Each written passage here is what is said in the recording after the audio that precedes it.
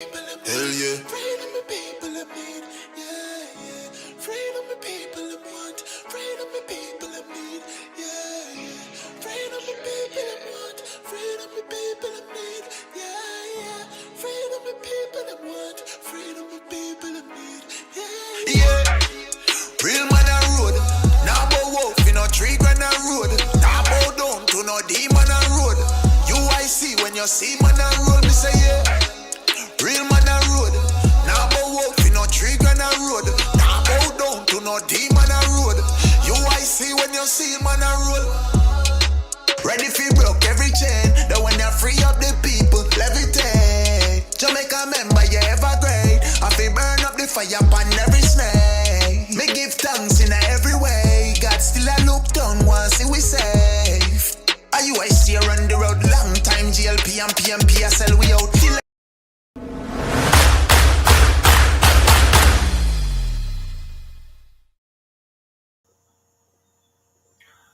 Hi and good evening. Welcome to another edition of UIC Jamaica Live.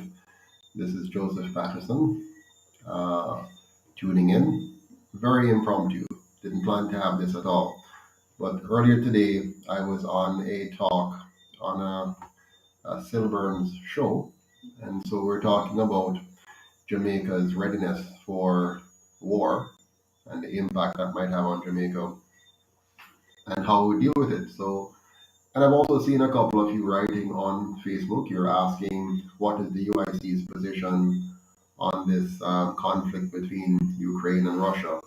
So I figure I should say something on it. I don't like to just comment quickly on these matters because it's a good idea to allow the government to comment first and say what they need to say and so on. But good evening, everyone. Good evening, Carol Young, or good night. And good night to you as well, Osborne, Lamar. Good night to you. I think it's Joanne, Carlene Jones. Welcome, welcome everyone. So tonight I want to just quickly talk about the situation in Russia and the Ukraine, and the impact of that on Jamaica. And you'd have also seen where we have the problem with our students that were stranded the um, in the war zone in Ukraine. I see Ernell saying it's the end of time. Greetings, Annalisa. Good to see you. Good night, and more. Good to see you on as well. So I'll take your questions on the Ukraine-Russia conflict. But suffice it to say, the UIC is watching the situation closely, looking at developments in the country, and making sure that we understand what the ramifications are for Jamaica. There are some obvious issues, the first of which is our students that are there. Um, we did not get into the fray of, the fiasco of, who is putting up how much money to bring our students home because we thought that was really very inappropriate. What we wanted to see was the government taking strong diplomatic actions privately, not making a public spectacle of the matter, but going in and rescuing our students through the diplomatic channels and allies that we have, connected to the region. I was very surprised when I saw the Prime Minister suggesting a loan to the students to come out, and the opposition leader raising $10,000 for it. I thought that was just so inappropriate. But you may not agree with me. Some have a different view. I thought it would have been more appropriate for the government to simply ascertain how many students we have on the ground, not make any public announcements about it, and go in and rescue those students quietly and as efficiently as possible and have them back in Jamaica. And of course, that's for those who want to come to Jamaica, right? Um, a question here from Adrian saying, if I was Prime Minister, could have tried to work with the Ukrainian government to get all our people home. Absolutely. The thought of a loan would even, it would not, no, we would not do that. I mean, I found it really inappropriate for the government to be talking about a loan. I mean, when a person is in a crisis, where their lives are being threatened, that's not the time to be talking about a loan. Good evening, Latoya. Good to see you on. So I was very disappointed, very disheartened about it. And I was then shocked when I saw the fiasco developing with the opposition leader saying that they're raising 10,000. My response was simple. Prime Minister, get there through the diplomatic channels, get her people out, and then we can talk about it afterwards, right? Not make it a public spectacle. So that being said, there are some serious ramifications coming down the road, depending on how this war develops and how it escalates, if it escalates. Right now, our hearts and minds are with the people of Ukraine, those who are innocent bystanders.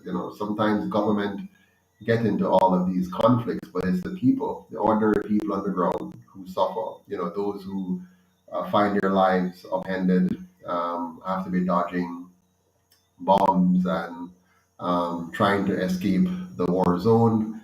I can just imagine how difficult and terrible it must be for those persons who are trapped or who have to be trying to escape the areas. And so our hearts and minds are with them. We pray that everything will go as best as possible, especially for those who are young children, pregnant mothers.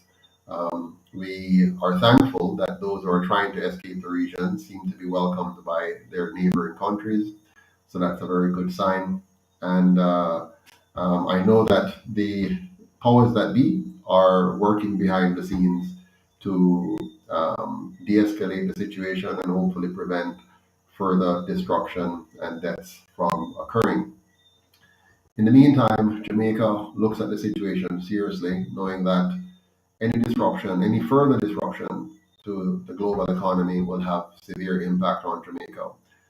We know that Jamaica, unfortunately, is not food secure because we have squandered the last 78 years in failing to make our country a strong country that can feed itself. And so any impact to supply chain and to global oil prices will have major shock impacts on our country here. We expect to see further increases in the price of oil, and unfortunately, we have not diversified our energy sector. We've remained very dependent on foreign oil, very dependent on one major monopolistic supplier of energy, and our government has failed to diversify the energy sector so that we would have a mix of solar, biogas, wind, hydro, geothermal energy.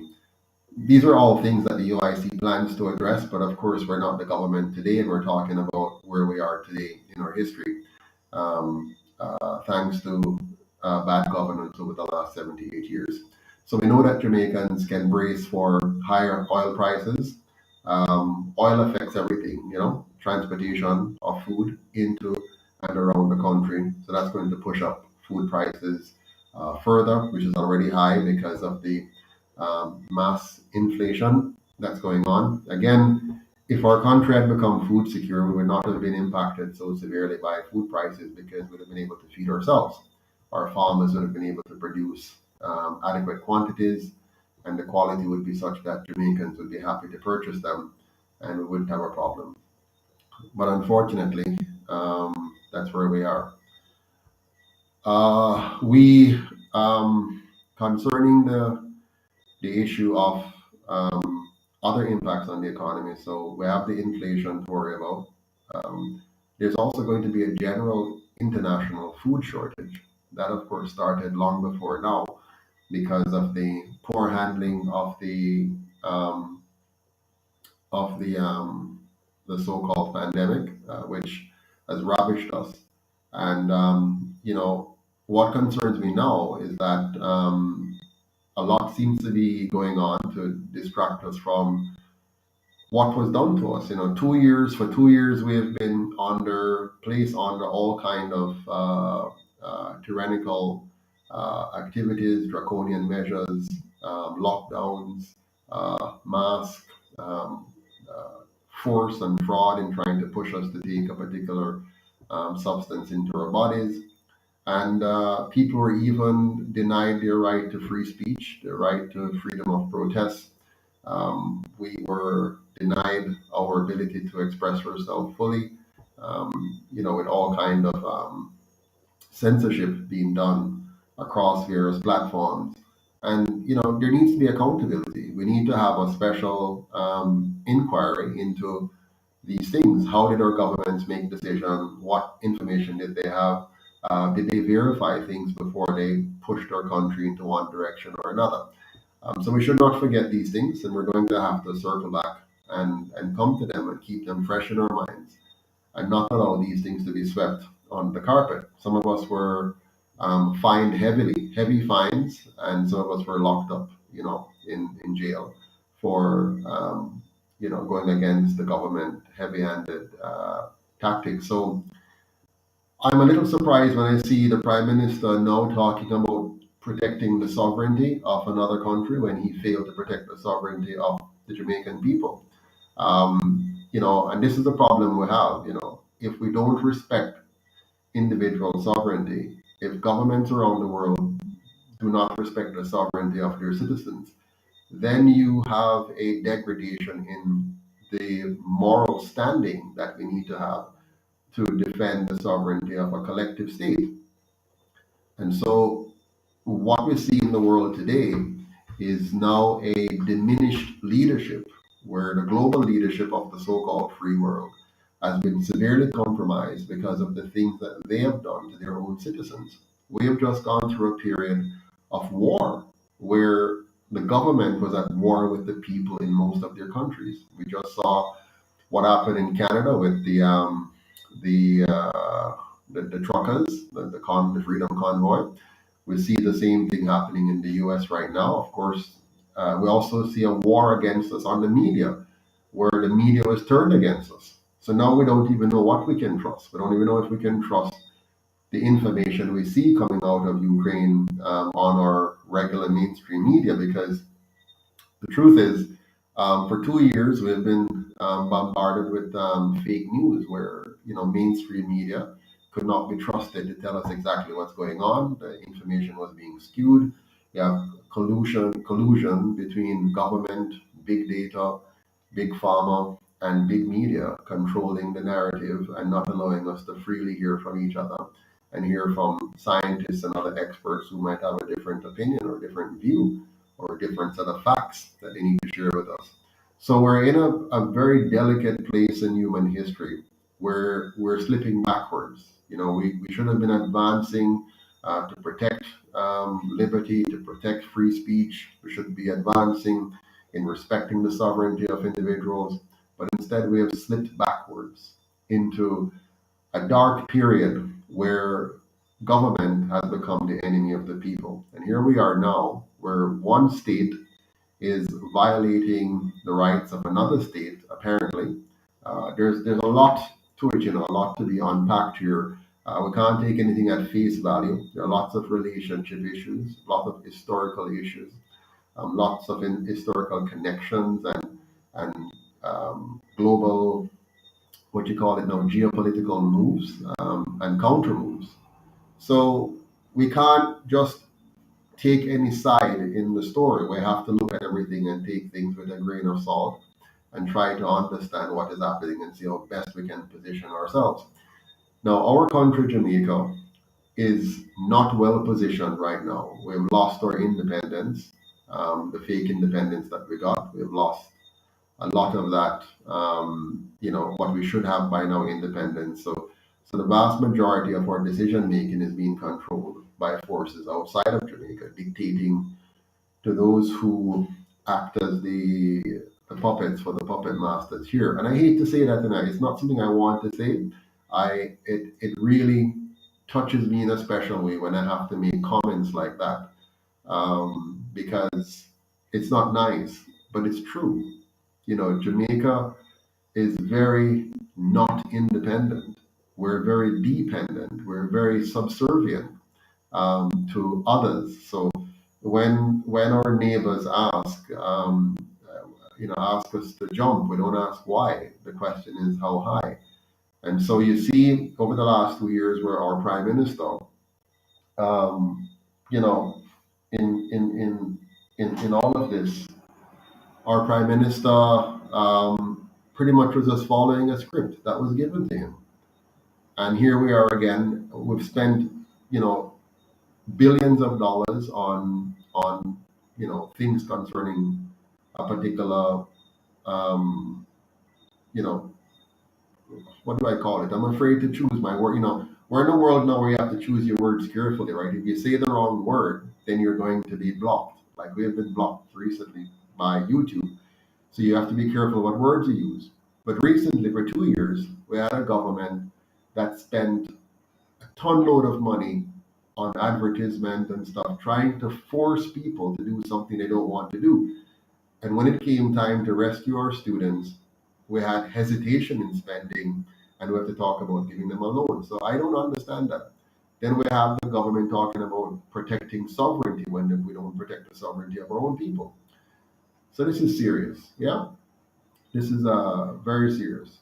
So what the UIC want to say to all Jamaicans here at home and abroad is that it's very important that we encourage respect for both individual and collective sovereignty. I see a question here or a reply. There's one thing that I've learned in leadership is that as leaders, we must not become insular with how we lead. In spite of the strategies, policies, economics, and politics, at the end of the day, we must never lose sight of whom really elected us, the people, and we must constantly remind ourselves of why we're really in high office. Very nicely said. But to be clear, the Jamaican people do not elect the government of Jamaica. The private sector organization of Jamaica, the elites there, they're the ones that elect the government. Yes, they invite us and cajole us and influence a minority of us to go to the polls and cast our votes for one of the two parties that they control. And we must never forget this. Yeah? We must never forget that when most people are going to the polls, they're going there because they have been herded and led there by a narrative created by two parties that are fully controlled by the private sector organization of Jamaica, the elites in that group.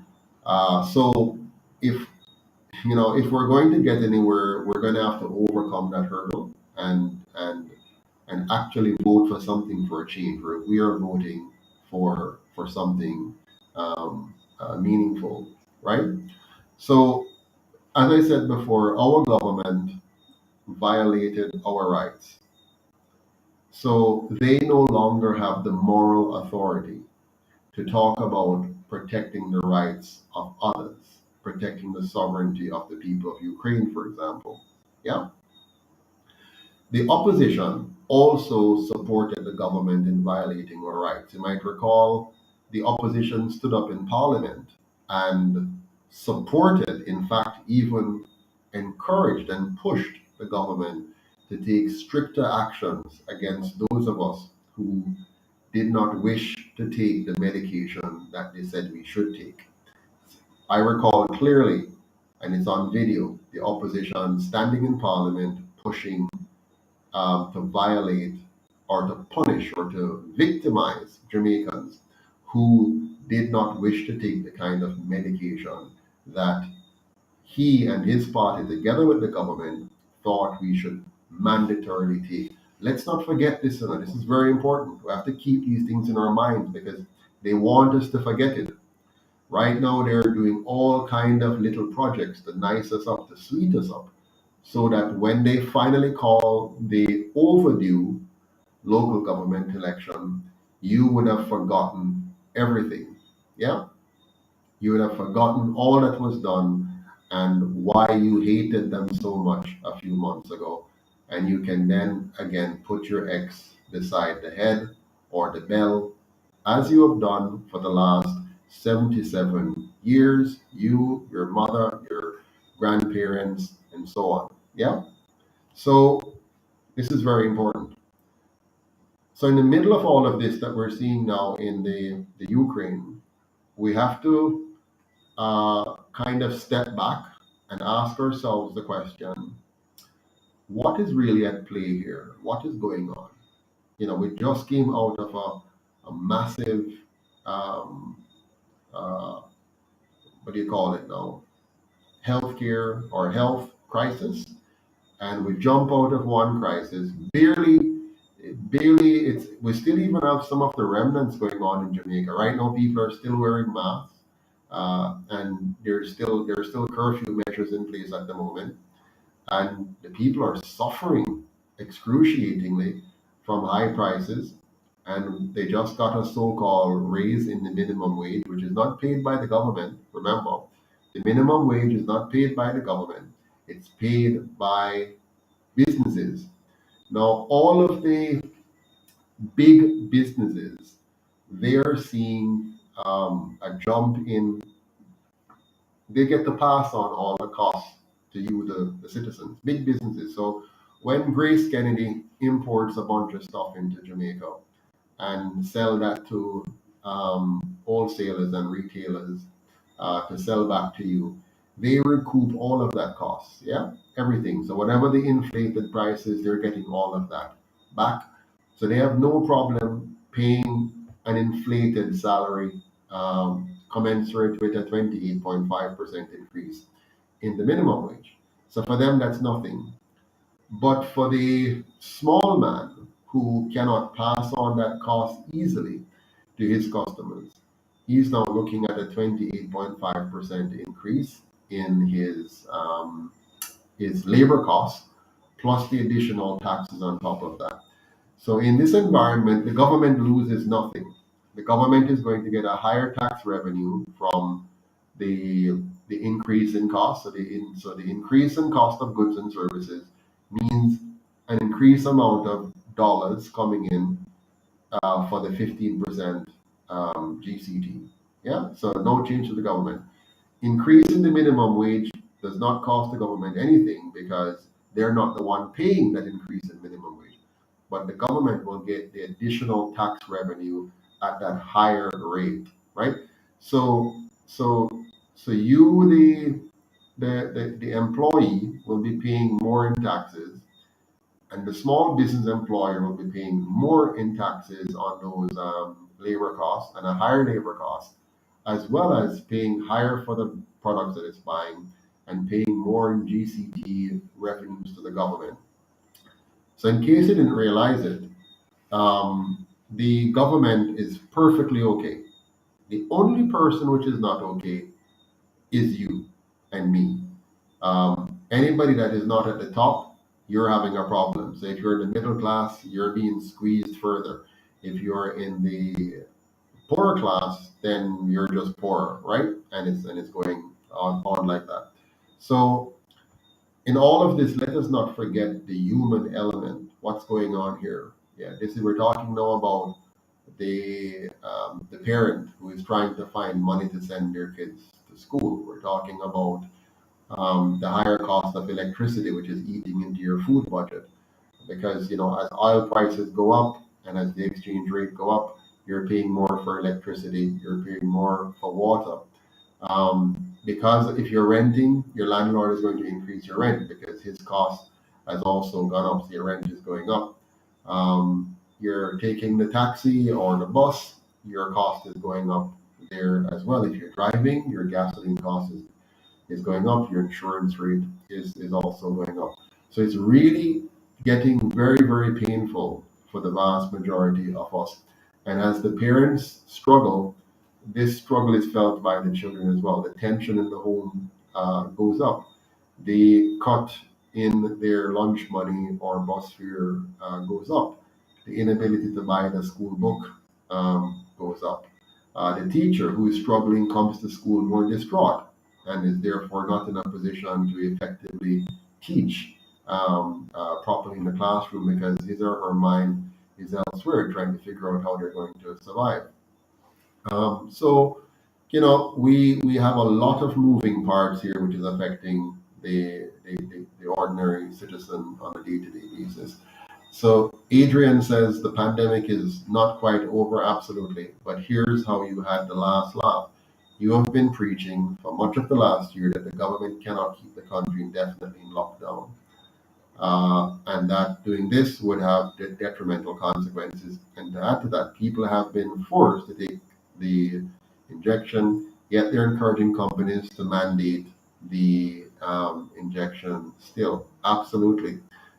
Everything that I said at the start of this pandemic, everything that I predicted, the inflation that I predicted, the social consequences, the impact on our children, all of it, which the government ignored, have now come to pass in exactly the way I said it back in early 2020 when I outlined how this is going to go if the government took the direction that it did. Now, if you look at it, in some African countries, they have not done what many other countries have done. So they have much less, injection rates. Jamaica, still has, just around 20, 21% injected. And look at us, look at many of those countries. So as I said before, we never had to do this. We never had to shut down our production facilities. We never had to shut down our people in their homes. We could have continued to operate our economy within certain constraints, of course, and by focusing on education and public support. Yeah, but they didn't. Brent Gordon says opinion posters aren't interested in the strength in strengthening our democracy, nor would just let people know about the UIC. Did that, not to mention they're aligned with the two major parties. Yeah, man, Jamaica is a very, very sad country. Eh? So you have the media, the pollsters, the Electoral Commission of Jamaica, of course, the two political parties, the banks, all of them are arrayed against you. The banks don't want to give us a bank account. The Electoral Commission of Jamaica is not independent. Um, the media is not objective, and and the private sector organization is committed to maintaining the status quo by pumping money into the two major parties. So the deck is stocked against you, Jamaica. It's stocked against us as a people. They're hell bent on making sure that you have no recourse whatsoever. Yeah. So they want to make sure that Jamaica is locked in the jaws of the private sector organization of Jamaica and the colonial masters. And the only way we're going to escape this is if we, the people, decide to get up and stand up and fight for our rights. We in Jamaica are going through our own war. It's been a war, a long war. There have been many casualties along the way. The high crime rate is a direct result of bad governance. The high failure rate in our schools is a direct result of bad governance. The bad economy is a direct result of bad governance. Your inability to buy a house or to pay it off in a reasonable time, your inability to buy a decent car and not have it mortgage your entire life is a result of bad governance. You're leaving university and not being able to find a job is a result of bad governance. So for 78 years, you have gone through this at different levels, and it's a severe problem. Greetings, Malcolm X. Good to see you on. Gavin Forrest is asking, what is my take on the digital currency? Well, the digital currency is nothing more than digitizing a fraud. Yeah. So the monetary system we have right now in Jamaica, because Jamaica doesn't have its own monetary system. Jamaica is an extension of the global monetary system. And the global monetary system is fraudulent. It is designed to systematically steal your wealth, right? By using all kinds of, well, it's very basic. They simply dilute the value of your money by introducing new fake monies into the economy, which is not tied to any real productivity. That's the bottom line. I mean, a simple way. Yeah. One second. So that system is now failing.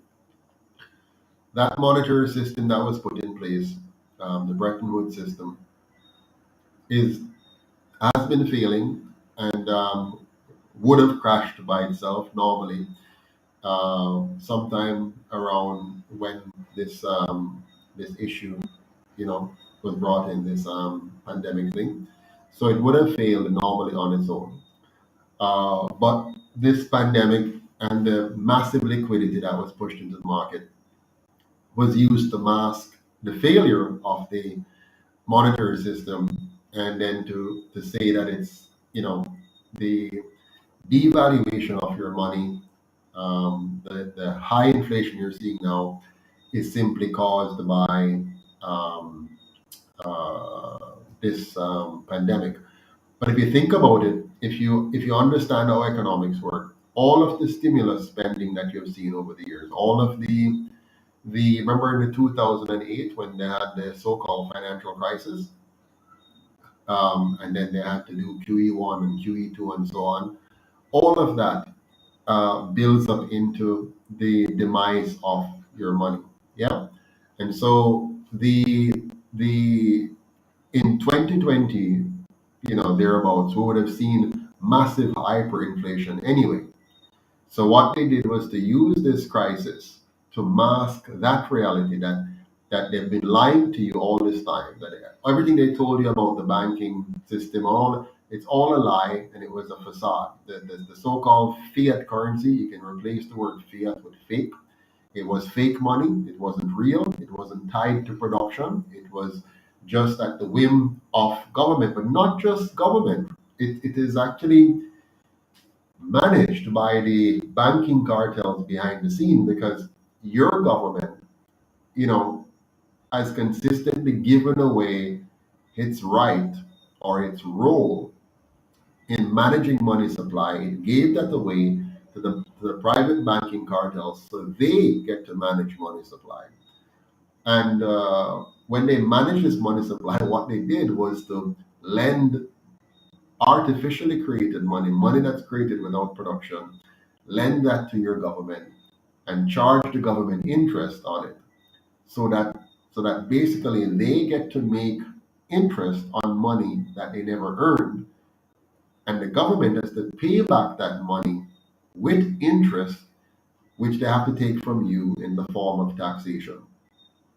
So it's one big fraudulent system which has worked now for 50, over just over 50 years now. It has worked, and it has worked very, very well, because the vast majority of us have no idea.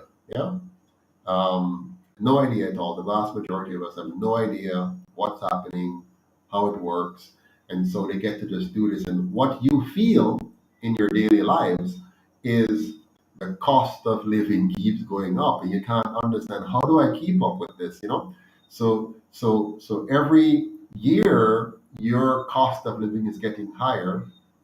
Yeah, and you're working harder, but you can't keep up because they keep pulling the rug from under your foot. And how they pull it is by stealing your wealth through this system. Now, here's basically what's happening, right? Every time they print new money, which was not worked for, which is not tied to production, and which will not be tied to any production, they take away a piece of the value of your existing money.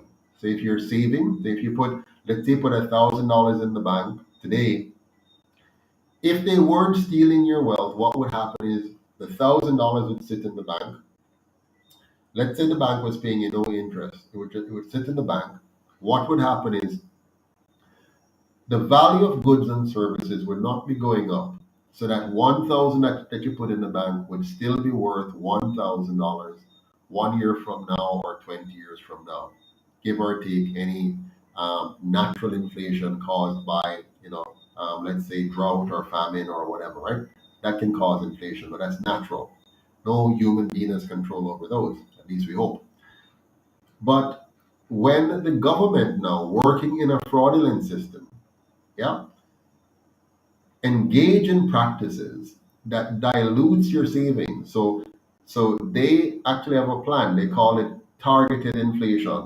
So they are saying in Jamaica they have targeted inflation to be between 4 and 6%.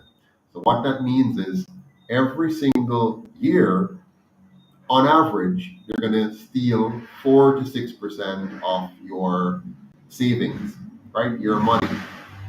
And what that means is that you can never keep up because you have a negative investment called the government, where they have a system that they're following where they're negatively taking away 4 to 6% of the value of your money. Now that's just on average. You don't want to compound that. If you compound, if you have $1,000 in the bank and I take 6% of it this year, and the following year I take another 6%, so that's now 12%, right? And the following year I take another 6%, so then that's 18%. So the compounding effect is quickly eroding the value of your 1,000. So you'll end up with nothing. And now add on top of that bank charges. So the bank is charging you to keep your money, which so it is holding your money and it's charging you a fee for holding your money, which would have been okay if the bank was actually just providing you a service to say, I am safeguarding your money from criminals. You don't want to keep it under your bed or your mattress. So we're going to keep it safely here for you. That's fine. You could decide you want to do that and let them keep it, and you're paying a protection fee. But that's not quite what is happening here, right? Yeah. So Adrian says, Mr. Patterson, you're so right about QE. Yes, it was premised to kickstart economic growth and bring down central bank policy rates and interest rates. But the flip side of the QE in the long run is that it racks up a lot of public or national debt, leave governments heavily indebted, and so on and so forth. Yeah, this is all a trick. Eh? All of this is just fake. I mean, they lie to you so easily. Now, here's the funny thing: if they really cared about fake news, if all of these media houses cared about fake news, um, they would be telling you all this stuff. They'll say, "No, this is fake." When they tell you that they're doing this or this is fake, but they don't tell you this is fake news. They want to lock you down if you say, a word that they don't like about a so-called medical emergency. Yeah. But all of what they tell you in the news about the economy is fake. All of it. All of the stories that they're giving you about what's happening and stimulating the economy, it's all fake. There's no need for government to stimulate any economy. No need. Here's how an economy works, right? An ordinary economy, an economy where nobody gets the power called government to manipulate it. Here's how an economy works. Let's say there are two of you sitting on you're stranded on an island, just two of you, right? Well, let's say it's one of you. So you're the only person on an island somewhere out in the ocean. Nobody else is there. Who stimulates that economy? Who runs that economy? You. So you have to decide every morning when you wake up, what am I going to eat? Where am I going to sleep? What am I going to spend my time doing? So you, as one person, decides what you're going to do with your time. So what do? You might decide, okay, today I want to eat coconut. So you look around the island and you decide you're going to pick some coconut and you eat some coconut. And then after you finish, you get a nap. And then you say, oh, I'd love to eat a fish. And you work, you did some work, you went and sharpened a spear and you go down to a river and you spend time searching and then sticking a fish. Then you have to go make a fire, fry that fish, and then eat it. That's your economy. Who stimulated that economy? You. You stimulated the economy. You're just making your own decisions about what you want to do with your day and what you want out of the day. If you did nothing, if you decided not to go and pick the coconut, not to go and catch the fish, not to fry the fish, not to build a bamboo hut to sleep under, you'll suffer the consequences. You starve to death and you'll be open to the elements, right? Now, let's say there are two of you now on the economy. There are two of you on the island. What's the economy there? Well, the economy is whether or not both of you decide you're going to trade. And there's only two ways for both of you to live on the island.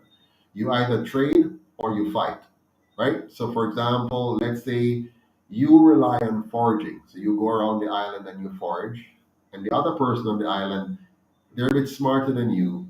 They like to farm. So they go and they clear an area, build a fence around it so that the wild animals don't come and just eat the stuff. And they plant their stuff, and then they harvest, they build their homes and everything. You kind of live nomadic. You just live in a cave or cottage somewhere under a bush and sleep for the night, right? So you're more exposed. Now you can decide to trade with the other person. You can say, listen, uh, I'm going to. I like what you're doing. I see where you're doing a good job. Growing potato and callaloo and yams and so on. And that's really nice. I'd like to get some of that. What can we trade? And you said, well, I notice you're good at catching fish, so catch some fish, and I'll take some of your fish, and I'll give you some of my callaloo or my yam or whatever. So now both of you start to trade, right? Barter, you would call it at that point, right? You trade by barter. Or you could simply watch when the other person is not looking and go and steal some of their callaloo or steal some of their yam. And then he's going to be upset and he's going to start looking for you. He's going to build himself a slingshot, or sharpen a spear or a bow and arrow and plan to deal with you when you come to steal his stuff. That's an economy, right? It's either an economy based on trade or an economy based on plunder. Where you either plunder from each other or you trade with each other. Where's the government in this? Now, the government is those two persons deciding that they're either going to live by voluntarily trading, exchanging goods with each other. Nobody's forcing the other one. He's not forcing him to farm, and he's not forcing him to catch fish. They're deciding to trade with each other, right? And they set the ground rules. I won't steal from you. You don't steal from me. This is very rudimentary, very, very basic, right? Now this can evolve. Let's say now, there's instead of two of them, there are 200 of them on the island. So they decide to have a council where they vote and put some lawmakers in place. So five of the 200 are there to oversee the country in terms of if you have any dispute with each other, they'll settle it. One of them is the sheriff, and the two of them is the deputy. And if anybody commits any crime, they go and hunt them down and bring them to justice, and so on. So you have that kind of rule. Who is stimulating that economy? Yeah, who is stimulating? It's the people deciding what they want to buy and sell from each other. So if you have a proper economy, you don't need government to stimulate anything. What government can do and should do is make sure that it protects the rights of each of those citizens. And how do you do that? You make a law, and I'm simplifying this now, right? I'm not going into all the details. I'm just trying to simplify it so we can understand. You make a law that says you have the right to do whatever you want with your life, with your time and freedom or liberty, and with your property, provided you don't use force or fraud to go and infringe on the life, liberty, or property of somebody else. Yeah. So that's the basic law that governs the country. Yeah. And so now the government is not there to come and say how they're going to manipulate your economy to get some good out of it. The government is there to allow you to use your time and effort in peace and security to provide for yourself and your family and to trade freely with your fellow human beings. Where did we ever get the notion that the role of government is to come in and mess with our economy and try to manipulate everything and tell us what's best for us, as opposed to allowing us to decide what is best for ourselves while protecting us from each other, meaning, the other person is not able to come and kill you or enslave you or steal your property, right? That is the key thing, right? You don't want anybody to be able to go and kill somebody else or enslave somebody or steal somebody's property. That is the essence of government, to protect you from that. And then there are certain public responsibilities you want to give to the government. So, for example, on this little island, we all need to kind of push our carts or ride our donkeys or a horse or drive if we get to the stage where we now have cars. So we say, okay, the public spaces that we're all going to share, that will be in the hand of the government, right? Our private space, which is our yard, that's ours. When you walk through the gate, that is suicide thing. So we take care of that, right? But the road is the government's responsibility. And how do we maintain that? Well, all of us agree that we're going to give the government a small amount of our income, and the government, the small amount from all of us will be a big amount, which they will use to ensure that the road is in good repair. So that when I leave from Montego Bay to go and sell my product in Kingston, there's a good road for me to get there because of the arrangement that we have where the government gets a small amount of my income and uses that to care for the road. So now no politician now is going to come and make you any outlandish promises because it's quite simple. They're going to make sure there's a police service to protect you from anybody using force or fraud to take your life, to take your liberty, or to take your property, right? That's a police service. They're going to provide another public service, a justice system. So if you and I have a disagreement, we don't have to duke it out. We go to the justice system and we both explain our side of the story. And there is a judicial process that we follow. And that process then helps us to come to a consensus to resolve the conflict without shooting each other or stabbing each other or taunting each other. Yeah. So the justice system. So the government provides the police system so we don't kill each other, enslave each other, or steal from each other. And the justice system. So if we have any disputes between us, when we engage into contracts or into business and trade, we might have disagreements. So a justice system is there for us to be able to, go through our disagreement in an amicable way, so we come to a solution that doesn't involve war. Yeah, we don't have to kill each other. So police, justice, and public amenities now. So roads we can drive on and get to our homes, get to our business places, and those roads are maintained by the government using the small amount of money that each of us would contribute for that to happen. Right? So police, justice, roads. Then we say, hey, we'd like to have street lights. And when we're going home, the place is not too dark. We can get from point A to point B. So we say, government, take care of that. So you don't want each of us having to own a street lamp on the street. So it's a public matter. Yeah. And so we have this public setup where public electricity on the street, sidewalks for us to walk on, so we don't have to walk in the streets with the cars, and then we say, hey, let's have some community centers as well, so that as a community we can get together without having to go to any one person's home. And the center would have certain basic amenities, maybe a football field, a tennis court, a nice garden where you can go and sit with your family on a Saturday or Sunday afternoon, a library so you can go and get access to information and knowledge that you may not be able to afford generally. So you have this common public amenity where you can go and get that. And so now you have a beautiful country. That you have a police service that works in the interest of the people. You have a justice system that works to solve dispute. You have public roads that are properly maintained.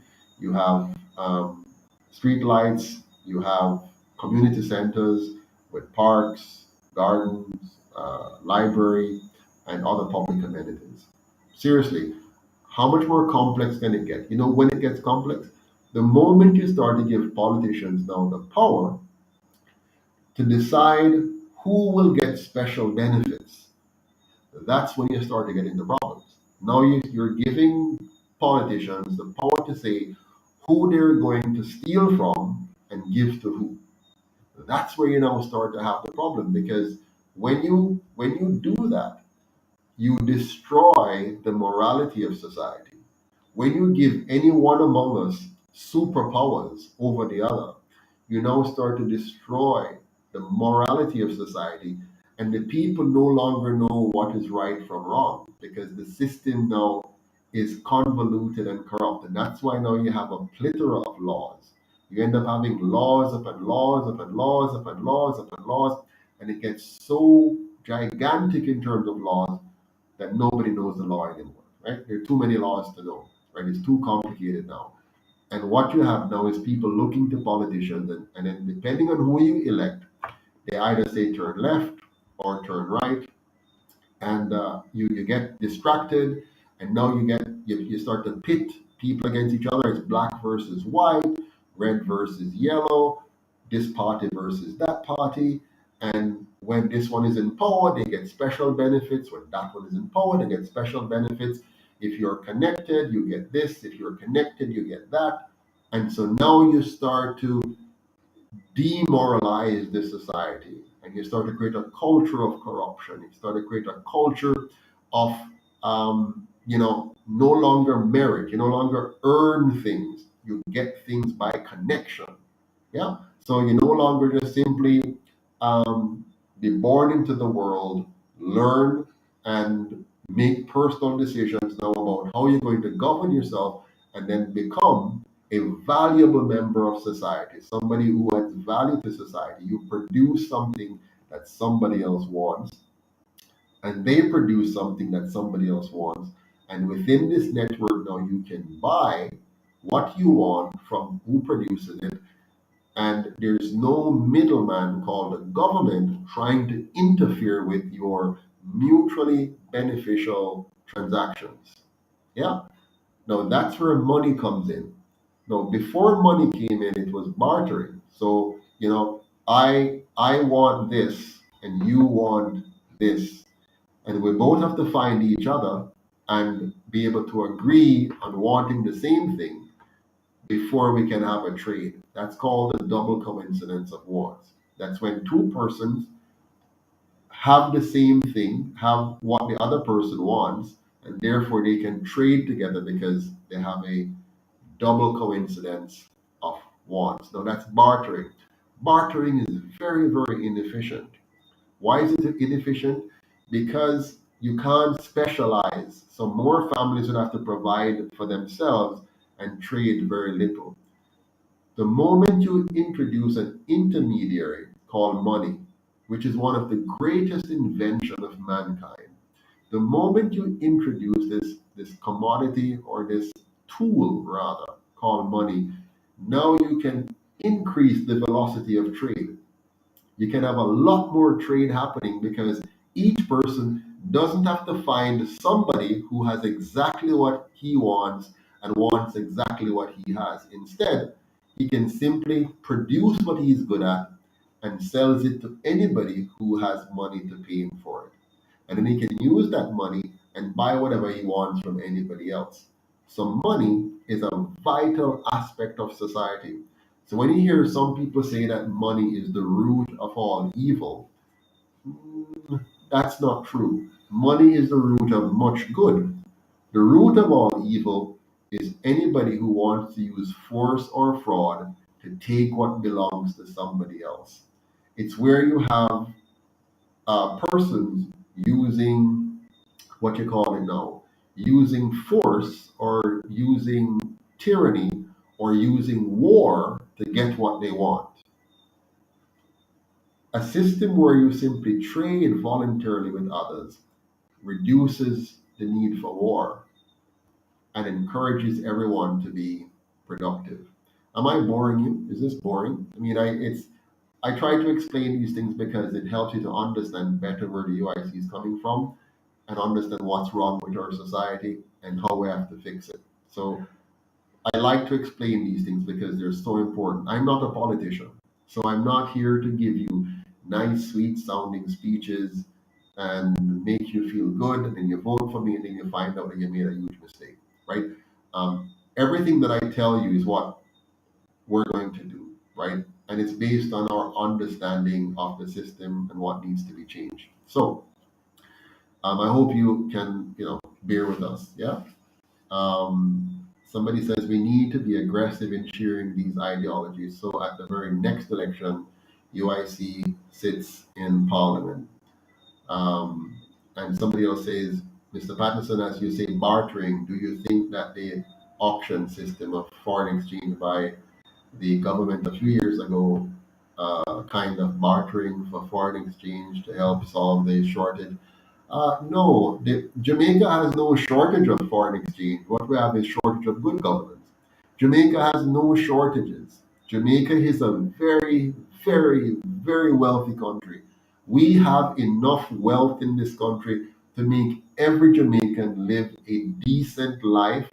Not super wealthy like you're gonna have, um, grand palaces. I'm talking about living the life that you will live when you go abroad and work a basic job and can afford a decent apartment and a decent living, right?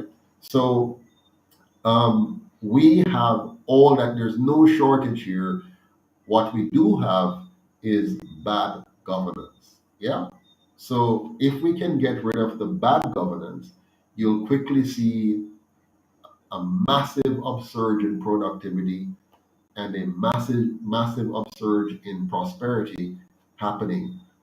All we need in Jamaica to be prosperous is good governance. That's all we need, right? If we had good governance, you would have low crime, you would have high productivity, and you would have therefore more economic activity and broad-based opportunities for anyone to find a decent job or to be able to build a successful business if you're so inclined. There's some of us who are going to be great entrepreneurs and some of us are going to be great employees and so on. So we just need to allow the system to produce this. So where was I before? So money, as I was explaining, money is a crucial element to an economy.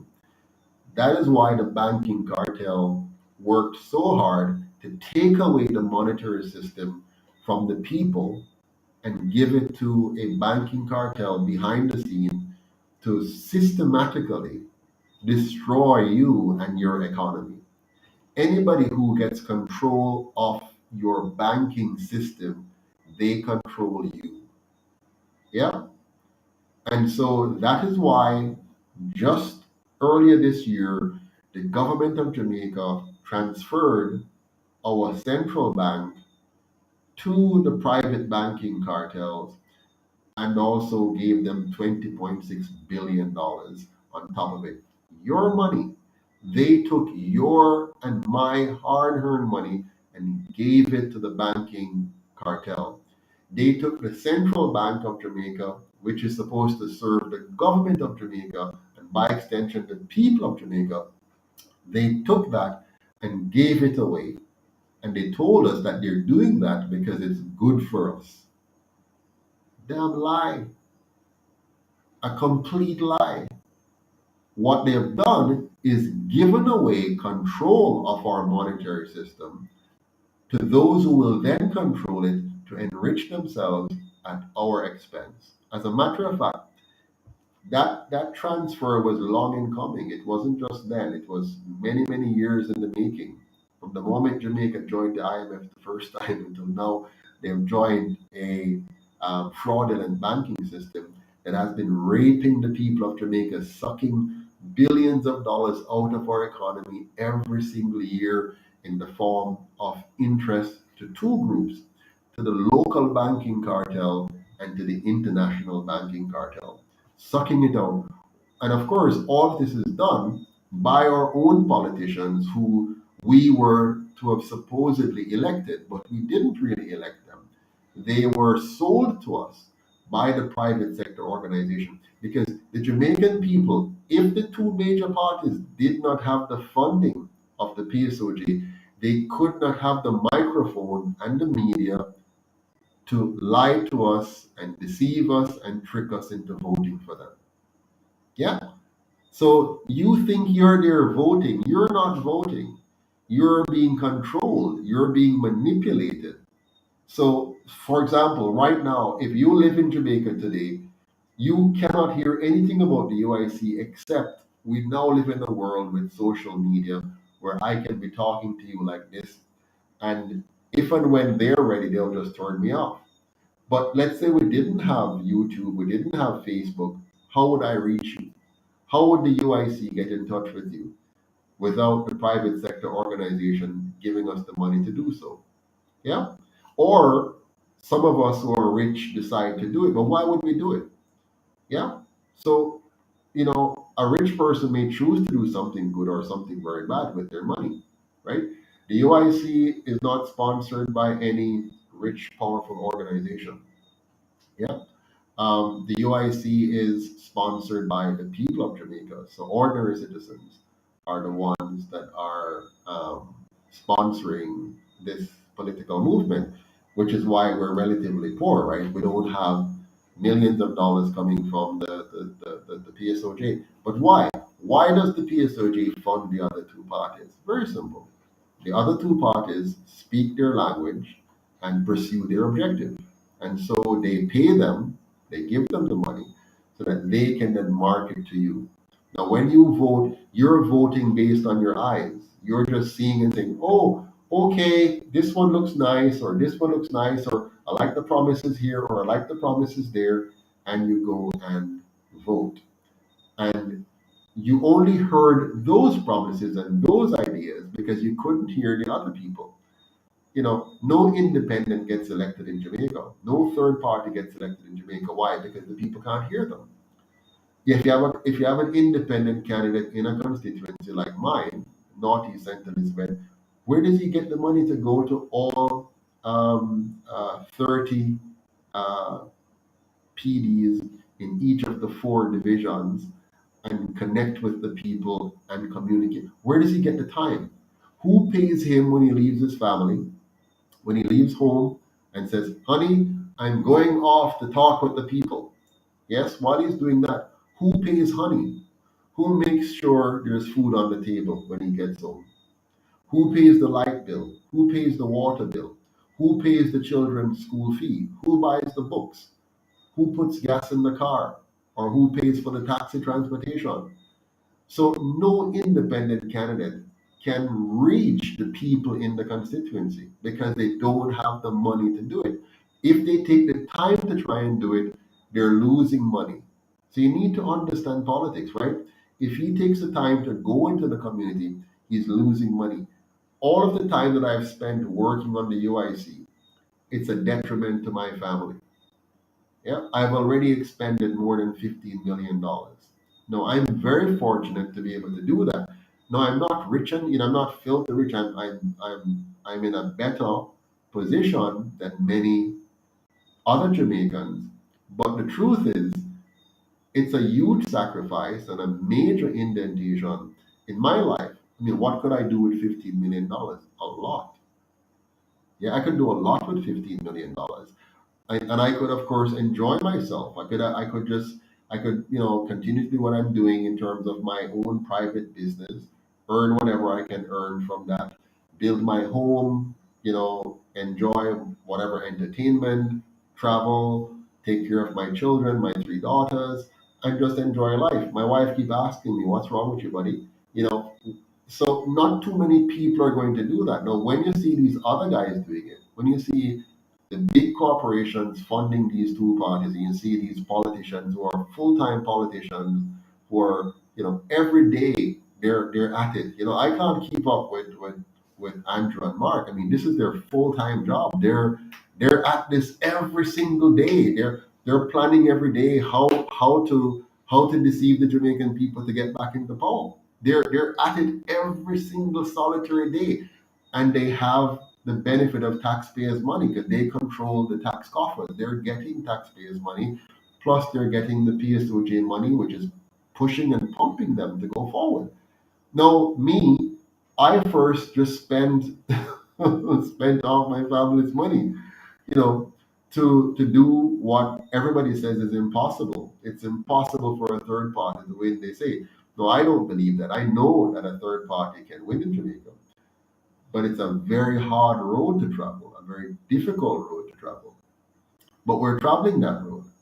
And we're getting closer and closer and closer and closer by the day. But it's a difficult road. And you need to understand it. We all need to understand and stop seeing politics like a little fairy tale. Politics doesn't happen in a vacuum. Politics is real and it's costly.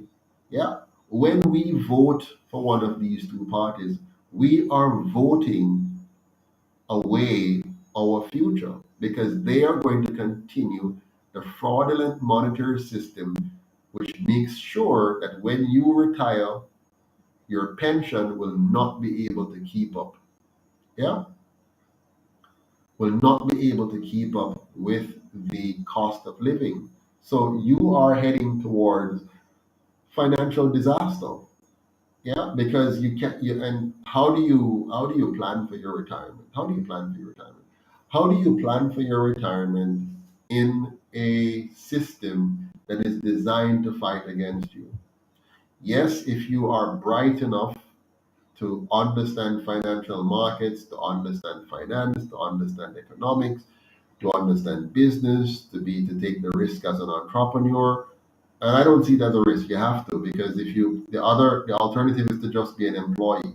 And just being an employee is more risky than being an entrepreneur. I always tell people, when you are an entrepreneur, you have many employers, right? All your customers are your employers. If one of them fire you, you still have the others. But when you're an employee, you normally only have one employer, and if they fire you, you're in trouble. So it's really, challenging, right? So um, I want you to know that the system that you have been in for all of your mother, your grandparents, this system is designed to work against you. The UIC wants to scrap that system. We want to get rid of the fraudulent monetary system, extract Jamaica from that, and let Jamaica get back to real money.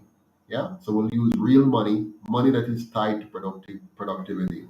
So every dollar that you have in the economy is a dollar which is tied to productivity, so that nobody is stealing your purchasing power.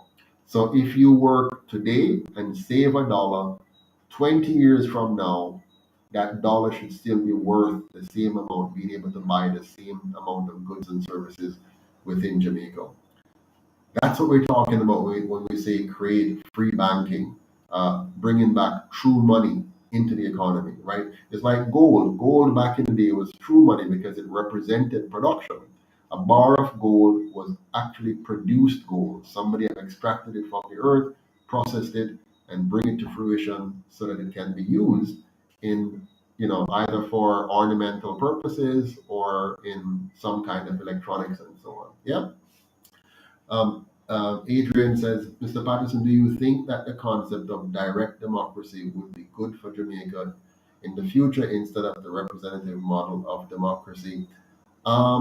No, I don't believe, democracy is a dangerous thing. Democracy means majority rule. You don't want a country where majority rules, and you don't want a country where minority rules. You want a true republic that respects the sovereignty of every citizen and protect the rights of every citizen. Democracy is overrated, and the absence of the overrated democracy does not mean dictatorship. So don't get me wrong. It doesn't mean communism. It doesn't mean socialism. It doesn't mean anything like that. What it means is you need a system of government that respects the sovereignty of every citizen, which means every citizen's right is protected. You no longer have a situation where your rights are being determined by the electorate when they vote. Yeah? You don't want that. You don't want your rights to be subjected to a vote. You want your rights to be enshrined in the Constitution. So you call that now the rule of law. So the system that you're going to live in, you're ruled by laws rather than the whims of men. And those laws are designed to protect your core values, which is your life, your liberty, and your property. Yeah. So your core valuables are those three things. Nothing is more important to you than those three things. Your life, without life, you have lost your future. Your liberty, without liberty, you have lost your freedom. And your property, without property, you have lost your earnings, the product of your labor. Yeah? And so you want a system of government which doesn't leave those things up to the whims of politicians. You want a system that enshrines those things in a constitution permanently, no matter who is elected, no matter whether the person is tall or short, fat or skinny, black or white, your your rights, your most valuable possession, your life, liberty, and property rights are enshrined and protected. For example, just to give you an example, in the UIC system, the government doesn't have the right to tax you on your property into perpetuity. So when you buy a product, you don't pay tax more than once. So for example, when you own a house, land, you don't keep paying tax on that for the rest of your life. Okay, that's ridiculous. If you buy something, it's now yours. It's not the government's, it's now yours. So the government doesn't have a claim on what you have bought. Yeah? So what the government has a claim on is you agree through a contract, which we call a constitution, and we're going to embed this in the Constitution. What you have is a law that says once you're a citizen of Jamaica, you pay 10% of your income from all sources to the government each year in order to ensure you have a safe, clean, and orderly country. One where you have good roads, good sidewalks, good street lights. One where you have a good police service, a good justice system, and good public amenities. And that's enshrined in law. We don't need to have a whole heap of cuss and fight and name calling in a political system to get these things. That's ridiculous. That is built into a bad system to distract you. Partisan politics is designed exclusively to distract. That's why they have it in America. That's why they have it in England. They did not use partisan politics to become wealthy. Yeah?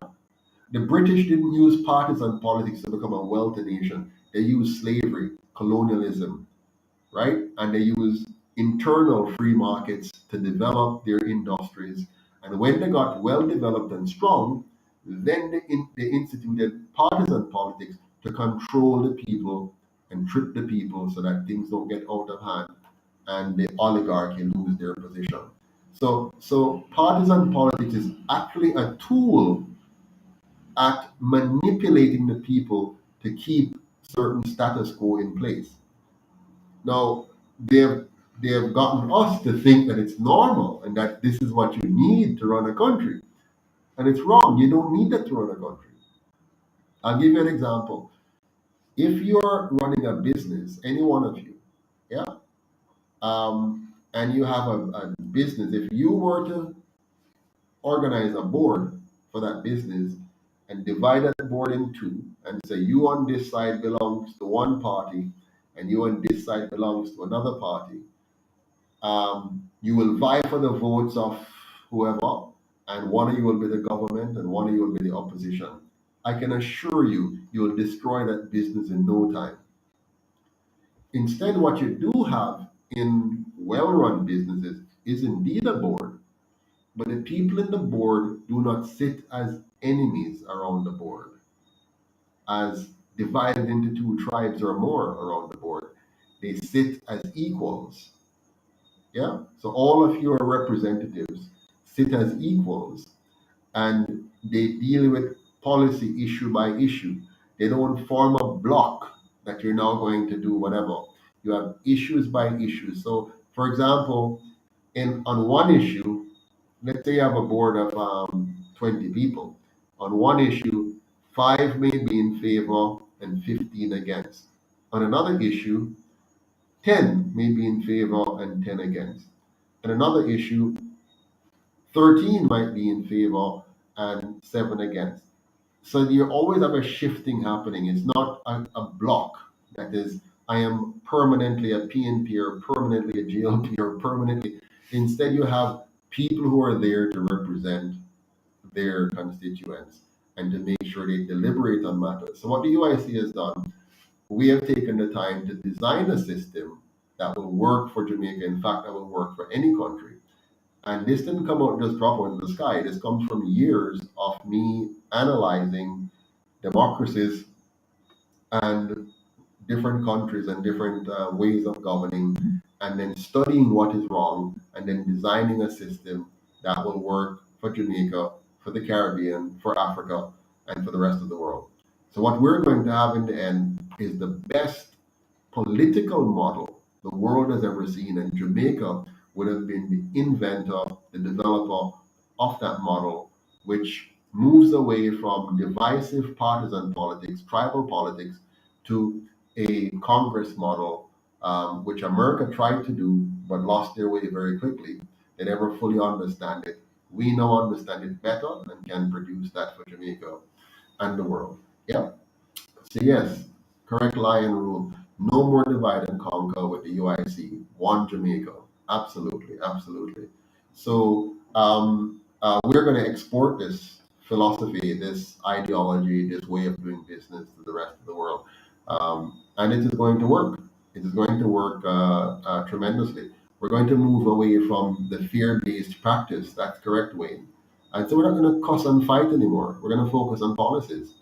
And the truth is, they're by the model that we're designing, you're reducing the need for conflict. Because once you first and foremost establish that everybody has a right to their life, liberty, and property, and nobody has a right to infringe on that, and once you've established clearly what is the role of government, yeah, and let government stay in its lane, and the citizen now are in their lane, then you don't have this need for partisan bickering and fighting. Yeah, we can now come together as a people because the things that are dividing us are taken out of the equation. What is it that's dividing us? It's corruption. It is people wanting to be in power so that they have access to resources that others don't have access to, so that they have power that others do not have. So they get to decide who gets what benefits, as opposed to a system which allocates the resources of government to everyone equally.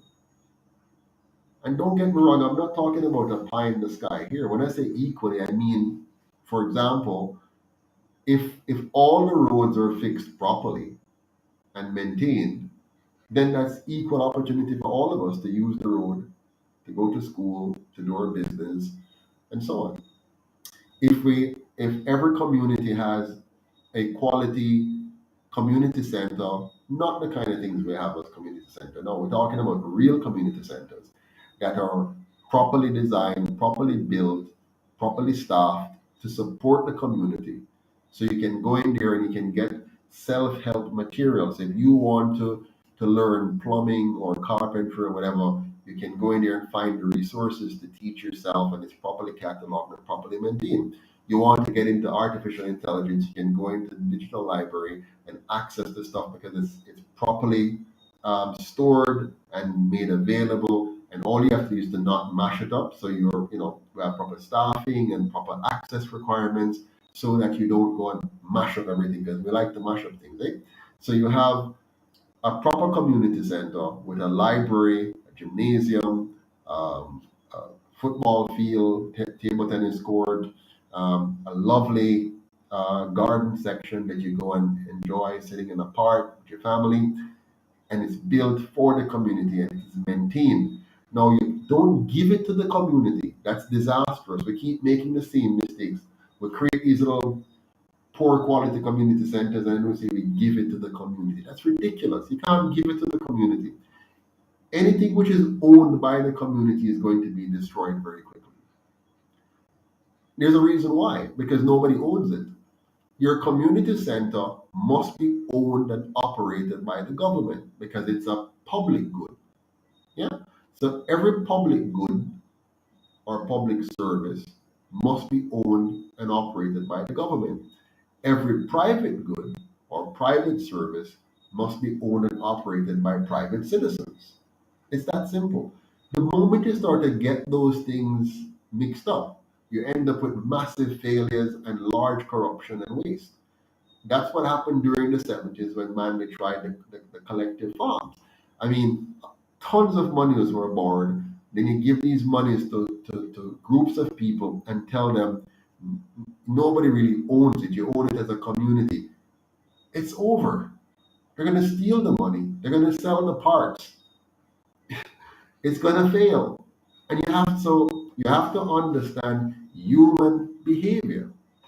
You understand? If you understand human behavior, then you can now build solutions that doesn't go against human nature, but cooperates with it and guide it in the right direction.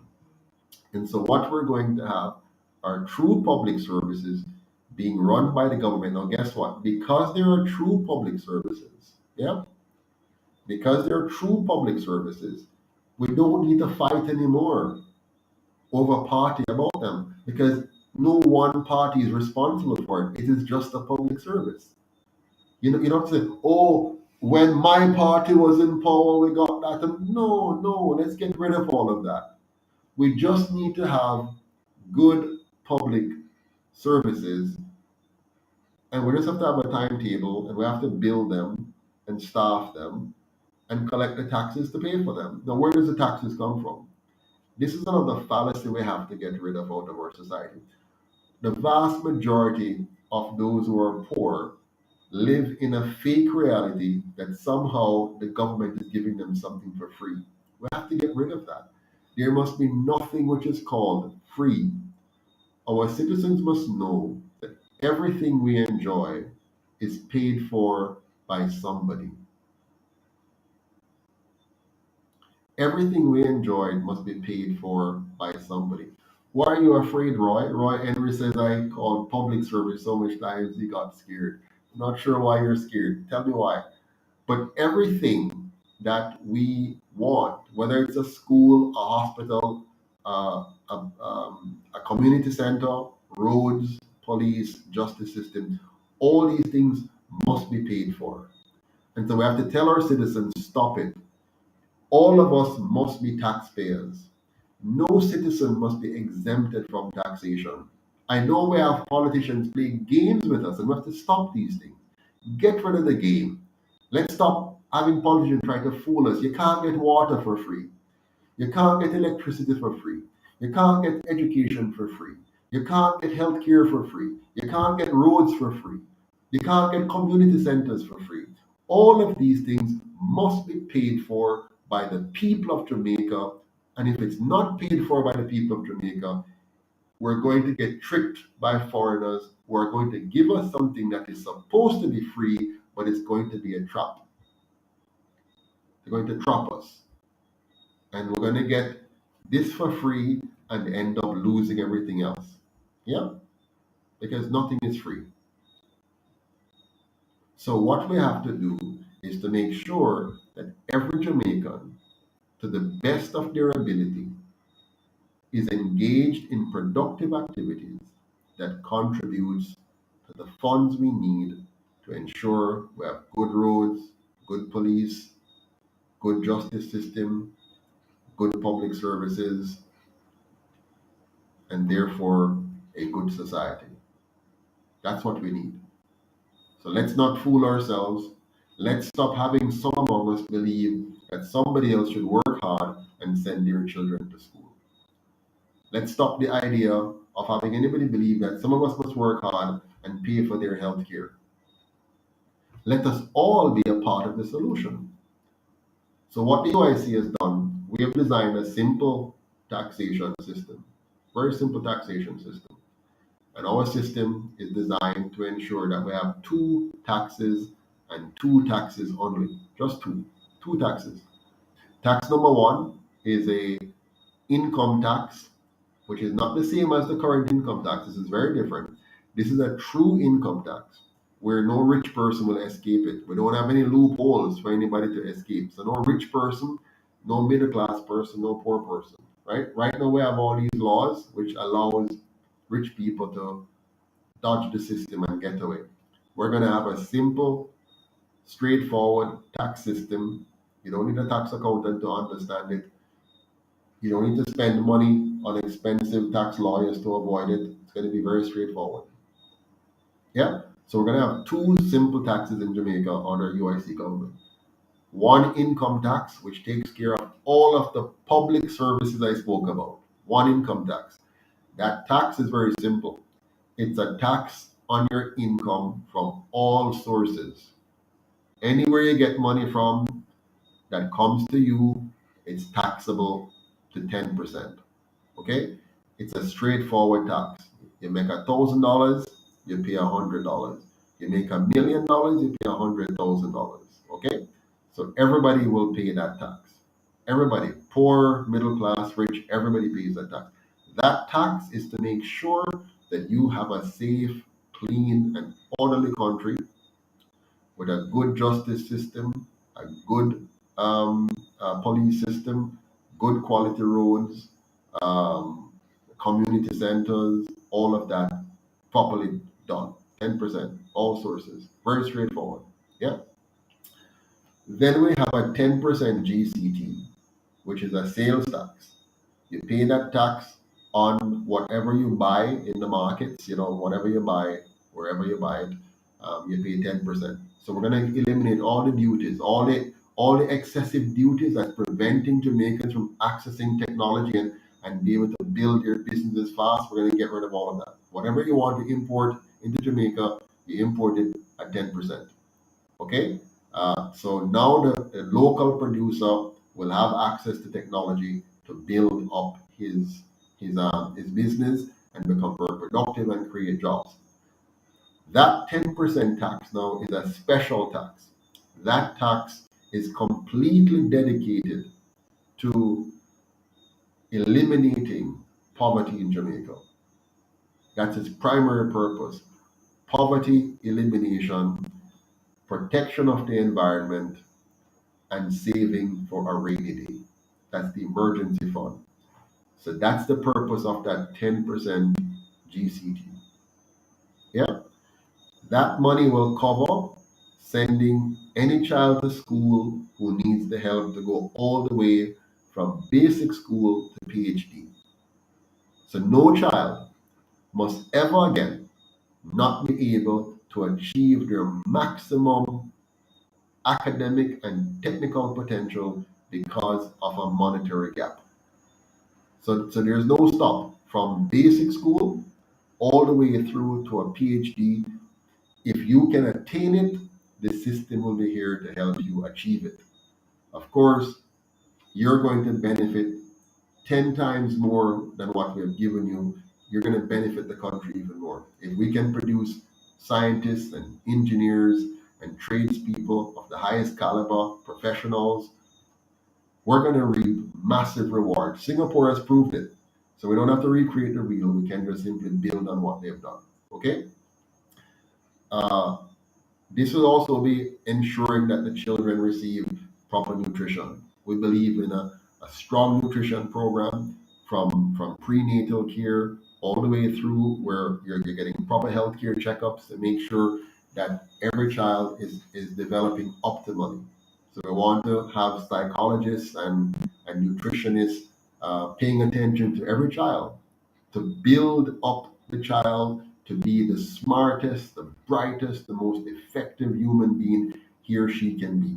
So we're going to take, you see how they build electronic components like a phone or whatever, how they have to carefully understand the electronics and build it with precision so that it operates optimally. That's how we want to approach our children. We want to make sure that we're producing high quality citizens. And so we're going to now pay fine attention to their Now, by the way, I know that the Prime Minister is copying all of this. He's going to say all of this to you, and the PNP is going to say it. But don't be fooled. They've had 78 years to do it. They didn't do it. They're not going to do it. They're going to use the words. They're going to tell you the same things, but they're not committed to a Jamaica the way we are. You understand? They've already gotten used to being a thief, right? So they're going to focus on stealing from the people. What we're talking about now is real development, serious development. So we're going to buckle down. We're going to buckle down and make sure every one of our picnic them have the understanding, the intellect, and the technical competencies they need to be super productive, super professional, very ethical, healthy, strong, brilliant. That's what we're going to do. So we're going to mastermind a complete revolution in our education system. Okay? And that not just the mind, but the body. We have to develop the body so that the mind is also strong. Yeah? And so we are going to take now, so this 10% GCT is going to help us to fund um, this whole thing. We're also now talking about parental education. We know many of our parents, some of our mothers got pregnant early. Many of our fathers are not really fathers, they're sperm donors and all of that. So we have to embark on a national education program to educate. It's like how Manley brought in Jamal back in the day. Now we're talking about bigger than that. We want to get our adults up to speed by making knowledge, education available to them, tailored to them, so that in between their work and family, they can become um, mentally adjusted, so that they can understand the world around them, the world that's changing them. We're in a very new world, and unfortunately, most of us are way behind in that world. Our children right now are being left behind because our school curriculum is not designed for today. The school curriculum that our children are learning from are designed for yesterday, and they're being graduated today with an outdated, poorly designed education that fails the majority of them. Yeah. So so we are going to have to fix that with adult education to get our parents up to speed, a work fair program to help our adults who have been left behind because of a bad system. We have to have a system now to repair that. So we have to create a massive amount of jobs. And that is why our organic farming program is so important, because we're talking about manufacturing food on a scale never seen before in the history of Jamaica, maximizing our use of lands, but not just ordinary farming. We have to get into high tech farming, but organically.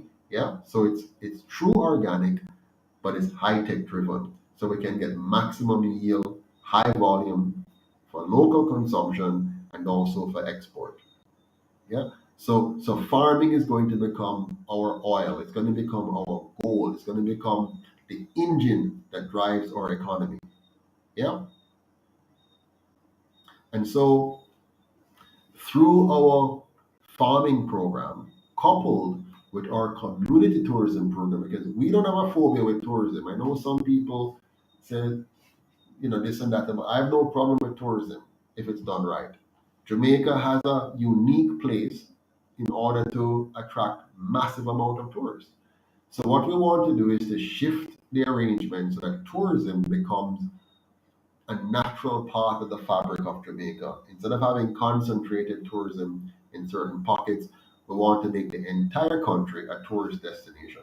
I hope they teeth this idea. Please, Andrew and Mark, teeth this idea right now and run and implement it, because if we do that, we can significantly improve the economy of Jamaica overnight. Yeah, overnight we can transform this economy through those two avenues. One, organic farming on a mass scale similar to the Netherlands. We can generate billions of dollars and hundreds of thousands of jobs that we have to import labor to help fill them. We can do the same with tourism by shifting away from just the all-inclusives to having a all-inclusive that includes all of Jamaica, and make Jamaica a full tourism product, which would benefit both us, the people, because of the high quality experience. Now, just think for a second. Just imagine a Jamaica that looks like Sandals Resort. Imagine a Jamaica. You're not inside Sandals, you're inside just Jamaica. You're not inside the one of their beautiful resorts. You're just in Jamaica, come off the plane driving from the Norman Manley International, you know, up through Kingston to go into Portmore, and just that stretch. Just imagine that stretch looking like Sandals Resort. Just imagine driving from the Montego Bay Airport, and you're going all the way to St. Mary, and you're driving, and the whole of that area looks like Sandal Resort. Just imagine you're going to Tivoli Gardens, and it looks like Sandal Resort. You go to Seaview Gardens, and it looks like Sandals Resort. You go to Balaclava or Silo in St. Elizabeth here, or Braes River, and it looks like Sandal Resort. I hope you're following me, and I hope you understand. That's how you want the entire country to look and feel and smell.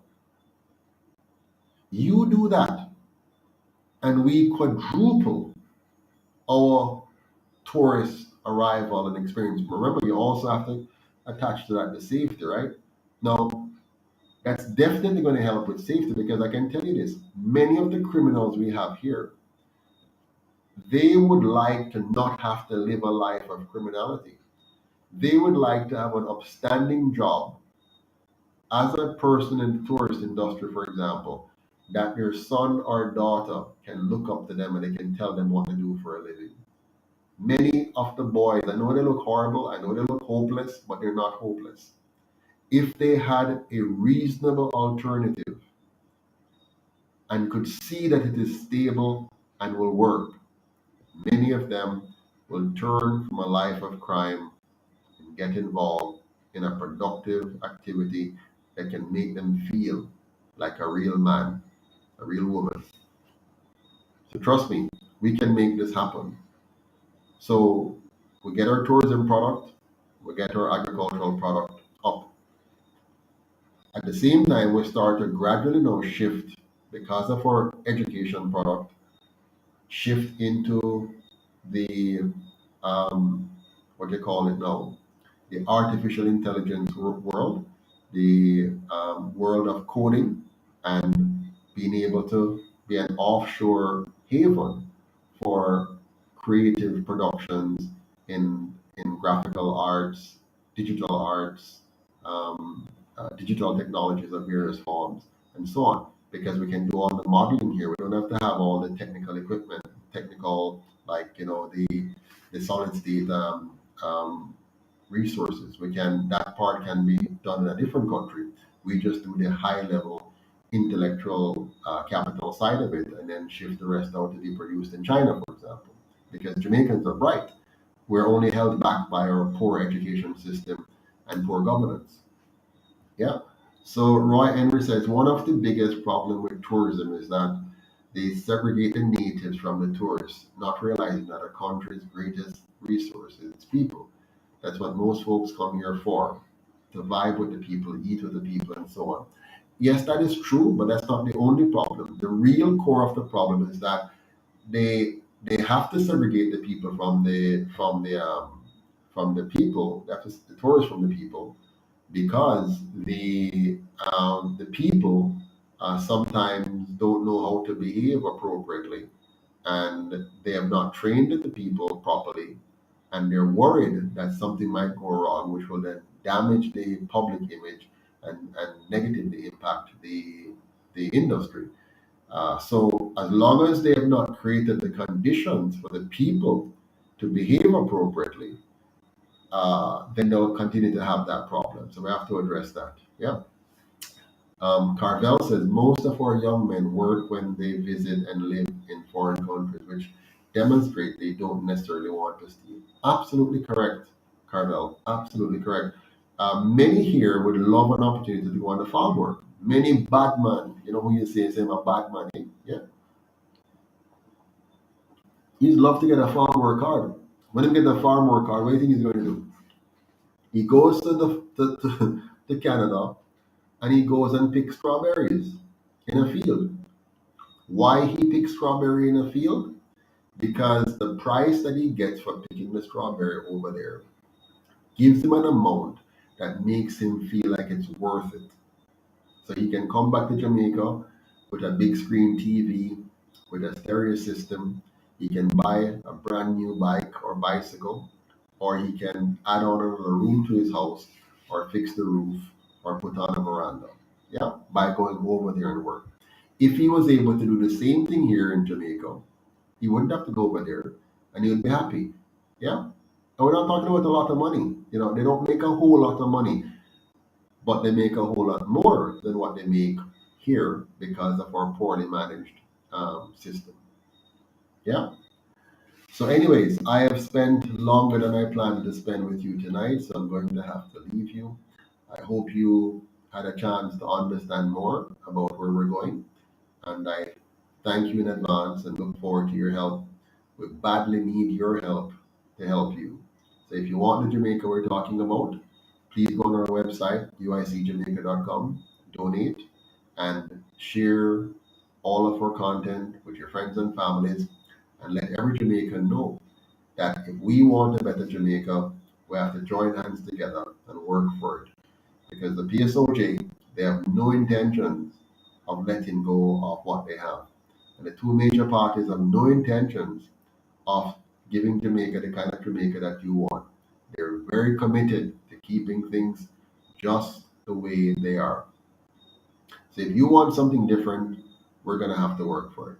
So thanks very much and talk to you again soon. Have a good night, sleep well, and be safe. Take care.